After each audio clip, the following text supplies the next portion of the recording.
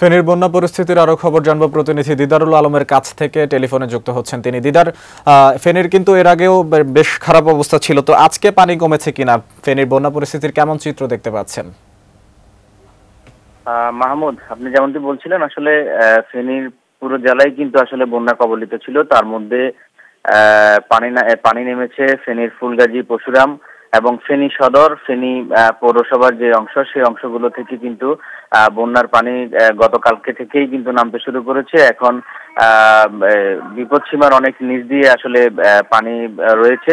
এর পাশাপাশি কিন্তু আসলে নতুন করে এইসব এলাকাগুলোর পানি গিয়ে ফেনী সোনাগাজী এবং ফেনীর দাগনভূঞা কিন্তু বন্যা কবলিত হচ্ছে। সেখানকার পরিস্থিতি কিন্তু আসলে গতকালকে থেকেই আমরা দেখছি যে খারাপ। তবে এখন পর্যন্ত আসলে কোনো হতাহতর খবর কিন্তু আমরা আসলে তেমন একটা পাইনি। তবে ফেনীর যে সকল এলাকাগুলো থেকে পানি নেমেছে সেই সকল এলাকাগুলোতে কিন্তু আসলে এই মুহূর্তে চরম খাবারের সংকট দেখা দিয়েছে।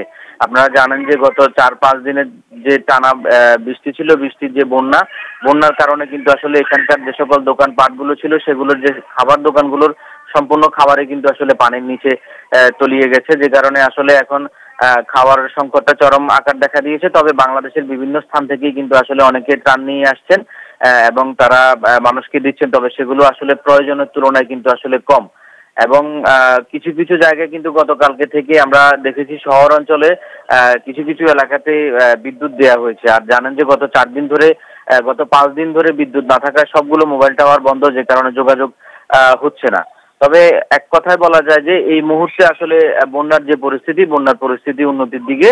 তবে ফেনীর সোনাগাজী উপজেলা এবং দাগনভূঞা উপজেলা নতুন করে বন্যায় কবলিত হয়, সেদিকে নতুন করে একটু ঝুঁকি বাড়ছে। জি মাহমুদ।